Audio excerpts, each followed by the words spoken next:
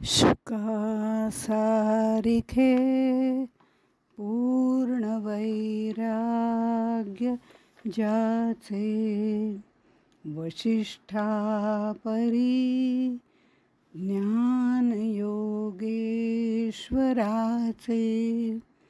कवी वाल्मिका सारिखा मान्य ऐसा नमस्कार माझा सद्गुरु रामदासा. जय जय रघुवीर समर्थ. मन हेची राम जनी मेघ श्याम देही आत्मा राम पाहे डोळा पाहुनिया डोळा स्वरूपी मुरावे वाचेसी असावे राम नाम. जय जय रघुवीर समर्थ. श्री समर्थांच्या चरणी नतमस्तक होऊन त्यांना वंदन करते. सर्व श्रोत्यांना अभिवादन करते आणि आत्मारामाच्या निरूपणाला सुरुवात करते. समर्थ असं म्हणतात, माया सच्चिदानंद माया आनंदाचा कंद माया हेची निजबोध शब्दरूपे श्रीराम आत्मा ब्रह्म आणि स्वरूप हेही मायेचेची रूप रूप आणि अरूप सकळ माया श्रीराम. आपण या समासाच्या अगदी सुरुवातीला सद्गुरूंचे स्तवन करताना पाहिलं होतं. शिष्य त्यांचं स्तवन करत होता आणि त्यावेळेला माया सच्चिदानंद आनंदाचा कंद निजबोध हे सगळी त्यांना विशेषणं लावलेली होती. कारण सद्गुरू हे परब्रह्माचं रूप आहेत. सद्गुरू तत्व म्हणजे परब्रह्म तत्व आहे, ते अव्यक्त स्वरूप आहे. सद्गुरू तत्व म्हणून जेव्हा आपण बघतो त्यावेळेला ते अव्यक्त स्वरूपात असतं, तत्व स्वरूपात असतं, ते परब्रह्म स्वरूपातच असतं. पण ज्या वेळेला नामरूपधारी सद्गुरू आपल्याला दिसतात, त्यांना काही नाव असतं, त्यांचं काहीतरी वेश असतो किंवा त्यांची शरीरयष्टी असते, असे हे जे सद्गुरू आहेत जे आपल्यासमोर एखादी व्यक्ती म्हणून उभं होत राहतात, त्यावेळेला ते शबलरूप असतं. म्हणजे शबलरूप असलं तरी परब्रह्माचंच रूप आहे, पण निर्गुण निराकार परब्रह्म आम्ही ओळखू शकत नाही, जाणवू शकत नाही, त्याच्याबद्दल काहीच आम्हाला सांगता येत नाही, कारण ते आम्ही कधी पाहिलेलंच नसतं. पण तेच चालतं बोलतं असं परब्रह्म आमच्यासमोर सद्गुरूंच्या स्वरूपात उभं राहतं. ते मात्र व्यक्त स्वरूपामध्ये आम्हाला दिसतं. सद्गुरू तत्व अव्यक्त आहे, पण सद्गुरू नामरूपधारी सद्गुरू हे व्यक्ताचं स्वरूप आहे. म्हणून सद्गुरू हे परब्रह्माचंच रूप आहेत. मग ते व्यक्त असो किंवा अव्यक्त असो तरी ते परब्रह्माचंच रूप आहेत आणि तेच आपल्याला त्या परब्रह्मापर्यंत नेतात. सद्गुरूंच्या चरणाची नेहमी पूजा करावी, सद्गुरू चरण वंदन करावेत असं आपल्याला नेहमी सांगितलं जातं. या सद्गुरूंच्या चरणाला डावं उजवं नसतं. एक पाऊल परब्रह्माचं तर एक पाऊल मायेचं असतं. एक पाऊल ज्ञानाचं असतं तर एक भक्तीचं असतं. एक सगुणाचं असतं तर एक निर्गुणाचं असतं आणि एक व्यक्ताचं असतं तर एक अव्यक्ताचं असतं. अशा पद्धतीने ते सद्गुरू चरणाचं वर्णन केलं जातं. शबलत्व धारण करून ते आपल्याला सगुण रूपात दर्शन देतात. हे परब्रह्माचं शबल रूप म्हणजे मूळ माया, हेही आपण बघितलं होतं. इथेही त्यांनी मायेचं वर्णन करताना तीच विशेषणं लावलेली आहेत. कारण माया सत आहे, अनादी आहे, अनंत आहे. त्यामुळे तीच सगळी विशेषणं जी सद्गुरूंना लावलेली आहेत, जे सद्गुरू म्हणजे त्याचं शबलरूप असं आपण म्हणतो, चालते बोलते सद्गुरू हे शबलरूप म्हणतो, ते मायेच्या कक्षामध्ये येतात. पण सद्गुरू तत्व मात्र चिरंजीव अनंत अपार असं असतं. आता याच्यामध्ये ही जी माया आहे ती सत आहे, म्हणून सच्चिदानंद स्वरूप आहे. ती अनादी आनंद आहे, आनंदाचा कंद आहे आणि आनंद देणारी आहे. तिच्यात चैतन्य शक्तीसुद्धा आहे. ही चैतन्य शक्ती जी परब्रह्मात आहे त्या तीनही शक्ती तिच्यामध्ये आहेत. ह्या सर्व शक्ती तिला परब्रह्माने प्रदान केलेल्या आहेत. या सर्वांचा अनुभव घेण्यासाठी त्रिपुटीची आवश्यकता असते, म्हणजे मायेची आवश्यकता असते. या मायेचा अनुभव घ्यायला त्रिपुटीची गरज आहे. द्वैतातच मायेचा अनुभव येऊ शकतो आणि म्हणून माया ही जर समजावून घ्यायची असेल तर तोपर्यंत द्वैतातच राहावं लागतं. इथे पुन्हा त्याने असं म्हटलं आहे, आत्मा ब्रह्म आणि स्वस्वरूप हे मायेचे रूप. आता आत्मतत्व, ब्रह्म आणि स्वस्वरूप, खरं म्हणजे हे सगळं परब्रह्माचं स्वरूप आहे, पण तरीसुद्धा हे मायेचेच रूप असं अगदी चकार लावून त्यांनी सांगितलेलं आहे. मायेचेची रूप म्हणजे तेही काय प्रकार आहे तोही बघायला हवा. आत्मा, ब्रह्म आणि स्वरूप, इथे या सगळ्या अध्यात्मामधल्या वेगवेगळ्या संकल्पना व्यक्त करण्यासाठी वापरले गेलेले शब्द आहेत. आत्मा, ब्रह्म, स्वस्वरूप हे वारंवार आपल्याला येतात. ते मूळ स्वरूपाचा निर्देश करणारे शब्द आहेत. हे शब्द मायेमध्ये येतात. त्या शब्दांचा आम्ही बोलण्यासाठी, स्पष्टीकरणासाठी उपयोग करत असलो तरी ते शब्द म्हणजे मूळ परब्रह्म वस्तू नव्हे. शब्दांनी अर्थ व्यक्त होतो, शब्द अव्यक्तच असतो. कारण शब्द म्हणजे फक्त वारा असं ज्ञानेश्वर माऊली म्हणतात. आपण बोलतो ते शब्द कुठे पकडून ठेवता येतात, त्याचा अर्थ पकडून ठेवता येतो, तो लिहून घेता येतो, पण बाहेर पडलेले शब्द धरून ठेवता येत नाहीत. त्यामुळे शब्द हे उच्चारले गेले की ते अव्यक्तच होऊन जातात, पण शब्दाचा अर्थ मात्र व्यक्त होत असतो. रूप आणि अरूप ही सुद्धा दोन्ही मायेचीच रूप आहेत. म्हणजे आता इथे आत्मा, आत्मा हा शब्द जर आपण घेतला तर तो परब्रह्म आणि आत्मा हे एकच आहेत असं आपण मागच्या वेळेला म्हटलं होतं. ते परब्रह्मतत्व आणि आत्मतत्व तूच आहेस हाच बोध इथे करून द्यायचा आहे. पण आत्मा हा शब्द जीवात्मा, शिवात्मा, परमात्मा, विश्वात्मा अशा पद्धतीने वापरला जातो. ज्या वेळेला आत्मा हा शब्द वापरला जातो तेव्हा त्याचा अर्थ कोणता आहे, तर त्या ओवीचा मागचा पुढचा संदर्भ काय आहे हे लक्षात घेऊन आत्मा या शब्दाचा अर्थ काढायचा असतो. मग तो जीवात्मा आहे का, शिवात्मा आहे का, परमात्मा आहे वगैरे. ब्रह्म म्हटल्यानंतर ब्रह्म म्हणजे परब्रह्मच आहे हे निश्चित आहे, पण ब्रह्म म्हटल्यावर ते सोपाधिक आहे का, कसं आहे, शबल आहे, हे सुद्धा बघावं लागतं. आत्मा म्हणजे अंतरात्मा आहे का हेही बघायला लागतं. ब्रह्म म्हटल्यानंतर ते मायेसहित आहे का मायाविरहित शबल नसून ते शुद्ध स्वरूपातलं आहे याचाही विचार करावा लागतो. तसंच स्वस्वरूप म्हणजे आपले रूप, आपलं स्वतःचं स्वरूप, ते म्हणजे आत्माच आहे ना, ते म्हणजे परब्रह्मस्वरूपच आहे ना. पण हे जोपर्यंत आम्ही शब्दातनं व्यक्त करत असतो, जोपर्यंत त्याचा काहीही अनुभव आलेला नसतो, फक्त शाब्दिक पातळीवरती ज्ञान झालेलं असतं, त्यावेळेला हे सर्व मायेतच येतं असं समर्थांनी सांगितलं आहे. मग आत्मा, ब्रह्म आणि स्वस्वरूप हे मायेचे रूप सांगितलं, याचा अर्थ परब्रह्मसुद्धा मायाच आहे असं म्हणून चालत नाही. त्या त्या ओळीचा त्या त्या ठिकाणचा अर्थ बघावा लागतो. त्याप्रमाणे आपण हा अर्थ बघितलेला आहे. असो, जीव शिव ईश्वर ही पुढची ओवी आहे. जीव शिव आणि ईश्वर हा ही मायेचाच विस्तार, विश्वरूप विश्वंभर अवघी माया श्रीराम. जीव शिव ईश्वर, आता जीव म्हणजे सुद्धा ब्रह्मच आहे, शिव म्हणजे सुद्धा ब्रह्मच आहे, ईश्वर परब्रह्म तेही परब्रह्मच आहे. पण समर्थ म्हणतात जीव शिव ईश्वर हाही मायेचाच विस्तार. देहाला धारण करणारा, मायापाशांनी बद्ध असलेला त्याला आम्ही जीव म्हणतो, जीवात्मा.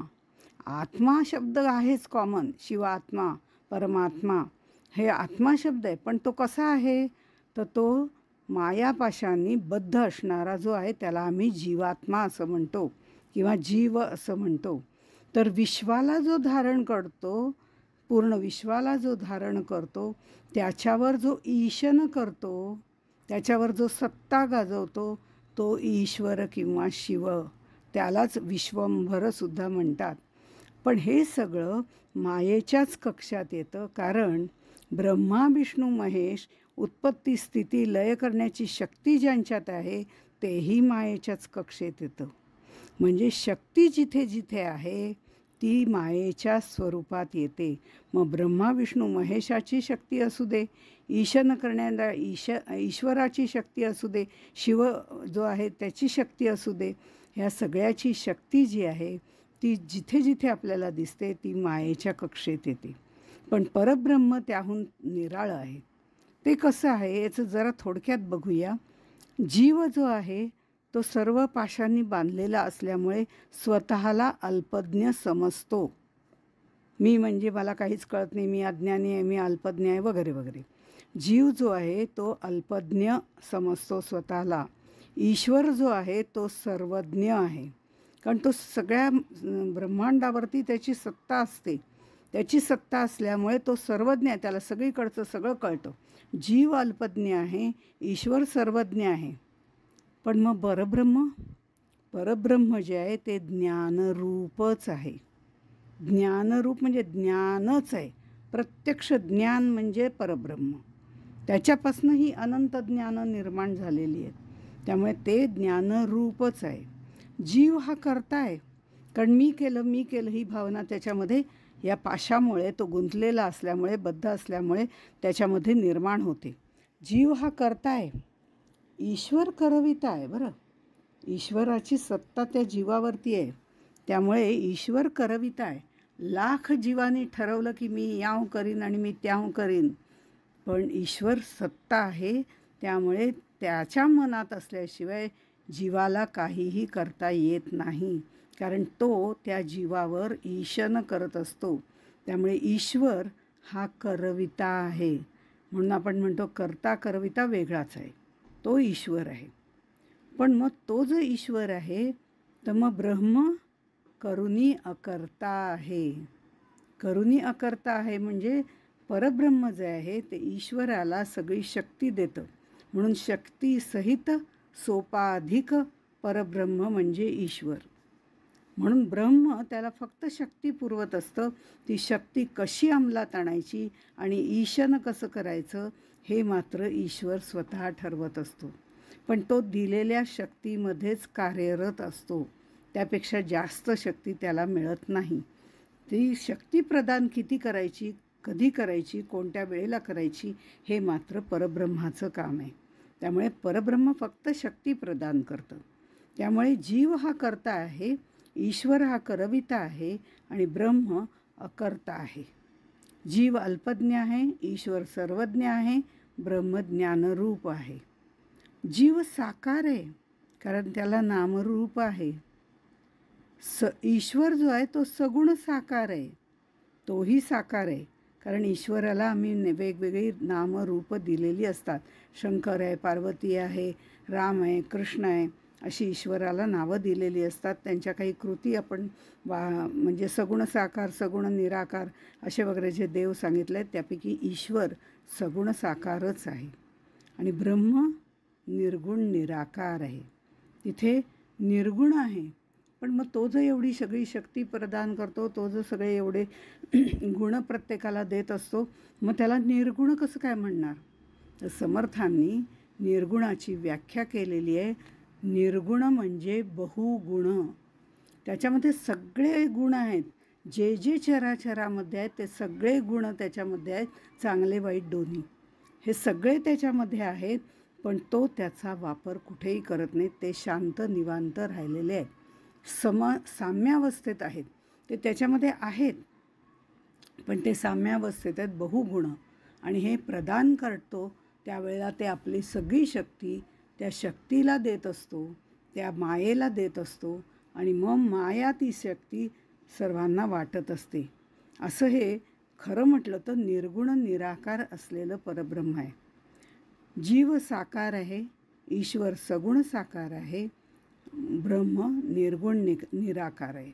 जीव सुखदुःखी आहे, सुखी पण आहे, दुःखी पण आहे. त्याला सुखदुःखाच्या हेलकाव्यावर तो बसलेला असतो. पण हे सगळं बघताना ईश्वर मात्र साक्षी आहे आणि ब्रह्म सुखरूप आहे. आता जीव सुखदुःखी असं म्हटलेलं आहे, कारण जीव जो आहे तो जसं एका उपनिषदामध्ये, मुंडक उपनिषदामध्ये सांगितलेलं आहे त्याप्रमाणे, की खालच्या फांदीवर एक पक्षी आणि वरच्या फांदीवर एक पक्षी बसलेला आहे. आता हा खालच्या फांदीवरती बसलेला पक्षी जो आहे तो इकडे तिकडे तिकडे इकडे फिरतोय. आणि कसा फिरतोय, फळ कुठे आहे, कुठलं फळ आहे, मग हे आंबट आहे, ते गोड आहे, आपापच त्याला त्याचे भोग भोगावे लागतात. म्हणून तो सुखी किंवा दुःखी असतो. गोड फळ मिळालं तर सुखी होतो, वाईट फळ मिळालं तर तो दुःखी होतो. म्हणजे तो सुख दुःख दोन्ही भोगणारा तो जीव आहे. पण त्याच्याच वरती थोडा एक पक्षी बसलेला आहे, तो मात्र साक्षी आहे. तो ईश्वर साक्षी स्वरूपात आहे. हा पक्षी त्याला म्हणतो, ये ना खाली, अरे बघ ना कसं मस्त मस्त फळं आहेत. तो म्हणतो, तुझं तू खा, मी बघतो, मी फक्त बघतो तुझ्याकडे. आणि तो साक्षी रूपाने जसजसा हा पक्षी वरवर उडत फांद्यांवरनं चढत जातो, त्यावेळेला त्याच्या लक्षात येतं की ही सुखदुःखाची फळं मीच माझी निर्माण केली आहेत आणि मीच माझी भोगतोय. त्याच्याऐवजी तो हळूहळू वरती उपासनेने वरती आसनस्थ होतो आणि वरती ज्या वेळेला तो जातो, उपासनेच्या सहाय्याने, साधनेच्या सहाय्याने, समाधी सहाय्याने, वेगवेगळ्या प्रकारे तो जेव्हा वरती जातो त्यावेळेला मात्र तो त्या ईश्वराशी एकरूप व्हायला सुरुवात होते. अर्थात ईश्वराशी एकरूप होणं म्हणजे ब्रह्म मिळणं नव्हे, ब्रह्मदर्शन नव्हे किंवा ब्रह्मज्ञानही नव्हे. ते सुद्धा ईश्वर हा सुद्धा सोपाधिक आहे, तो मायेतच येतो, हे आपण बघितलेलं आहे.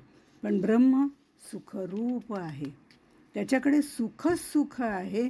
तिथे सुखाच्या सापेक्षतेने येणारं दुःख नाही, सच्च्या सापेक्षतेने येणारं असत नाही, चितच्या सापेक्षतेने येणारं अचित नाही. त्यामुळे तो सुखरूप, आनंदरूप आणि ज्ञानरूपच आहे. अशा तऱ्हेने जीव, ईश्वर आणि परब्रह्म यांच्यामध्ये फरक आहे. म्हटलं तर परब्रह्म म्हणजेच आत्मतत्व, ईश्वरही त्याचंच आत्मतत्व आणि त्याचंच आणखीन पुढचं हे म्हणजे जीव.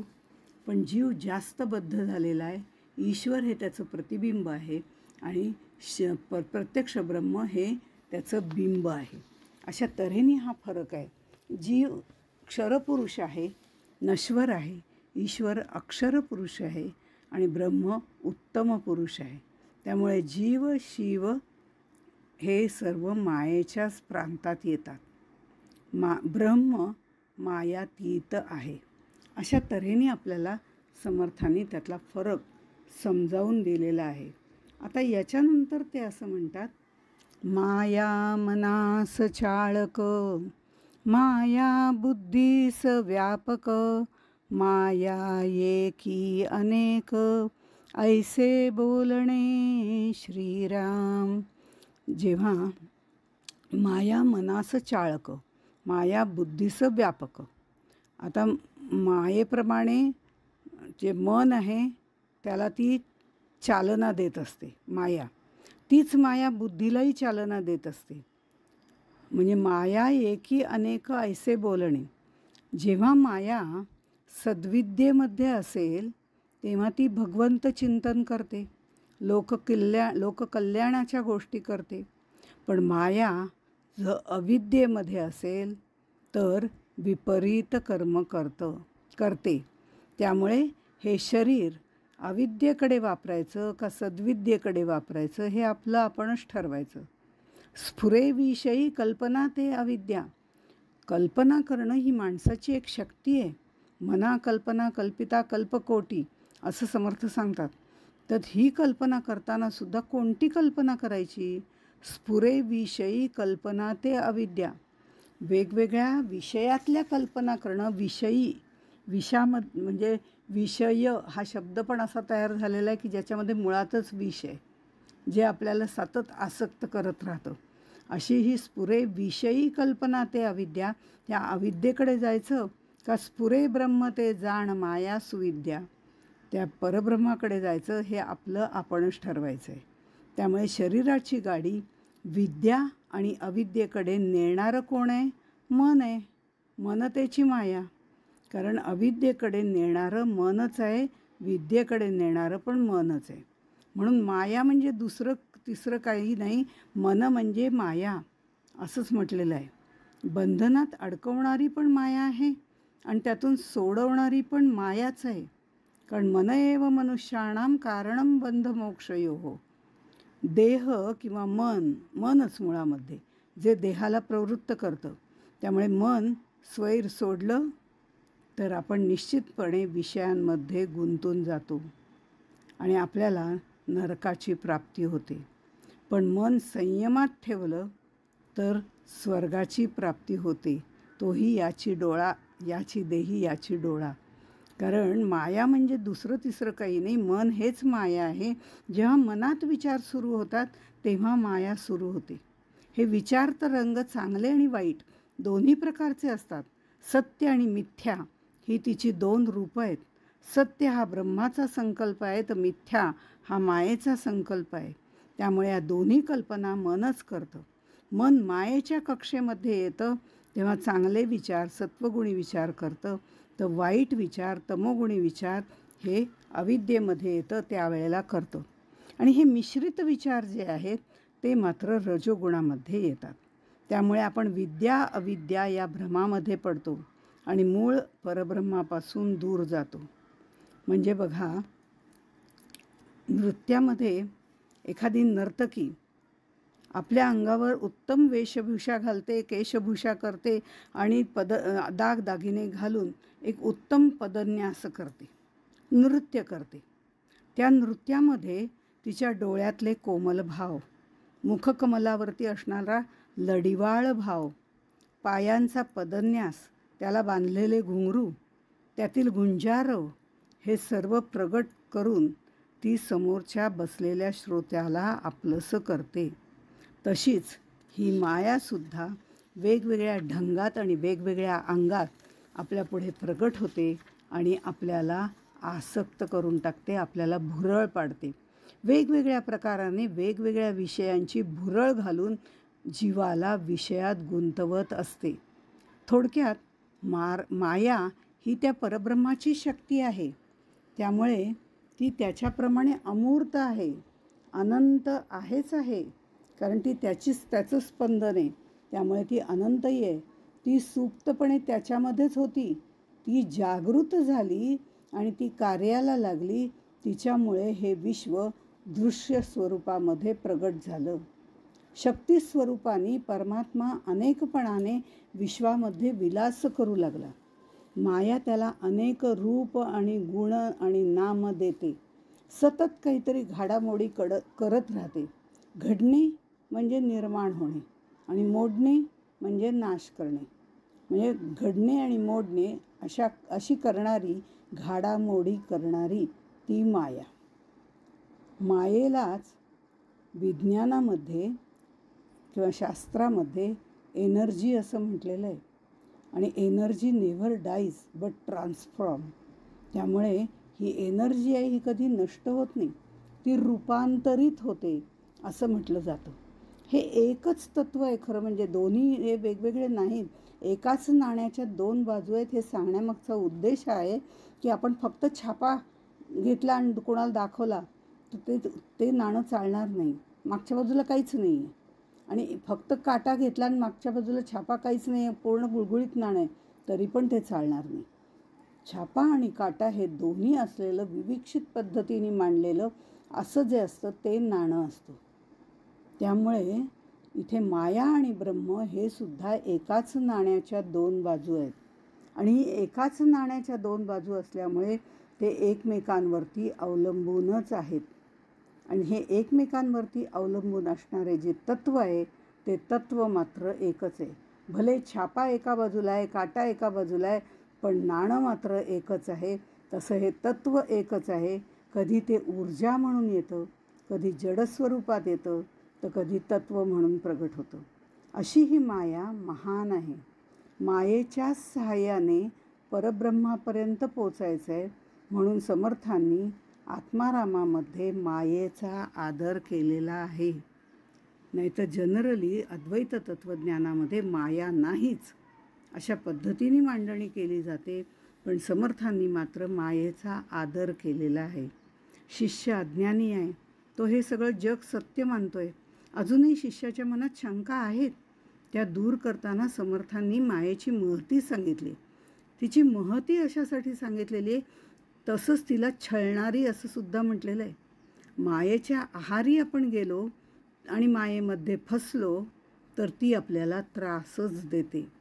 पण तिच्यावरती आपण ताबा मिळवला आणि तिचा योग्य तो उपयोग करून घेतला, तिला आपल्या ताब्यात ठेवलं, तर मात्र ती उपयुक्तच आहे. ती कशी उपयुक्त आहे हे सांगतानाही समर्थ तिचं आदर करून ते सगळं सांगतात. माया ही त्या परब्रह्माची शक्ती आहे. त्यामुळे त्याच्याप्रमाणे ती अमूर्त आहे, अनंत आहे, सुप्त आहे, जागृत आहे आणि ती कार्याला पण लागली. सुप्त कधी होती? ती त्याच्यातच होती तोपर्यंत सुप्त होती. पण ज्या वेळेला मूळ माया म्हणजे आणि नंतर जेव्हा ती गुणक्षोभिणी झाली त्यावेळेला ती जागृत झाली आणि कार्याला लागली. तिच्यामुळे हे दृश्य विश्व किंवा अदृश्य दृश्य असं हे विश्व प्रगट झालं. त्यात शक्तिस्वरूपाने ती आणि आत्मस्वरूपाने परब्रह्म परमात्मा हे दोघंही त्याच्यामध्ये स्थित झाले आणि विश्वामध्ये अनेकपणाने विलास करू लागले. एकाचे अनेक झाले, एकोहम बहुश्याम. हे रूप त्याला प्रगट झालं, त्याला नाम दिलं गेलं, म्हणून नामरूप धारण करणारी ती माया असं म्हटलं जातं. माया त्याला अनेक रूप आणि गुण देते.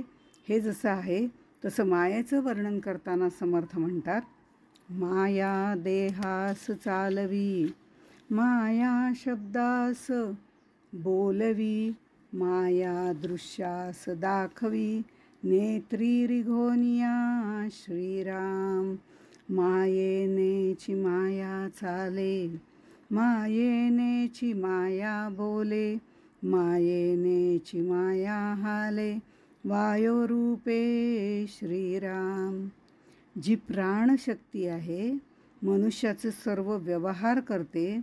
कारण जोपर्यंत मनुष्यामध्ये प्राण आहेत तोपर्यंत तो सगळी हालचाल करू शकतो, बोलू शकतो, वावरू शकतो, पाणी पिऊ शकतो, खाऊ शकतो, सगळ्या गोष्टी करू शकतो. म्हणजे मनुष्याचे सर्व व्यवहार करते ती प्राणशक्ती रूपाने जी आहे ती सुद्धा मायाच आहे. ती शक्ती पंचभूतात पण आहे. आकाशात वायू, वायूतून अग्नी, अग्नीतून पाणी म्हणजे जल, जलातून पृथ्वी अशी पंचभूतं निर्माण झाली. त्याचाच देह बनलेला आहे. त्यामुळे ती शक्ती देहाला सुद्धा प्राप्त झालेली आहे. परब्रह्मापासून माया निर्माण झाली, ती मूळ माया. मायेच्या निर्मितीमुळे परब्रह्मावर काहीही परिणाम निर्माण झाला नाही. आपल्या आतमध्ये स्पंदन झालं तर आपल्या देहावरती त्याचा वेगळा परिणाम होत नाही. आपण देहातनं काही जाड झालो, बारीक झालो असं होत नाही. त्या स्पंदनामुळे आनंद किंवा दुःख होणं हा भाग वेगळा आहे. पण हे मायेच्या निर्मितीमुळे परब्रह्मावर काहीही परिणाम होत नाही. जसं आभाळ आलं तरी आकाशावर त्याचा काहीही परिणाम होत नाही. आपोआप ते जे ढग असतात ते निघून जातात. अशी ही माया दोन रूपात प्रकृती आणि पुरुष अशी विभागली गेली. दृश्य विश्व तयार झालं तरी परब्रह्म आहे तसंच आहे, निर्गुण निराकारच आहे. मायेत जाणीव असते, ती जाणीव वायुरूप असते. हा विचार दासबोधामध्ये आलेला आहे. मायाच हे दृश्य डोळ्यांकरवी दाखवते, शब्दातून बोलायला सांगते, देहाचे चलनवलन करते. देहही मायेचा करवून घेणारी ही माया मायाच कार्य करते. मायाच कार्य करण्यास उद्युक्त करते, तीच हालचाली करते आणि करण्याची शक्तीही देते. माया म्हणजे प्राणरूप आहे आणि प्राण हे वायुरूप आहेत. त्यामुळे परब्रह्म, मूळ माया या दोन संकल्पना स्पष्ट झाल्या की दृश्य आणि अदृश्य सर्व पसारा मायेच्याच सदरात मोडतो.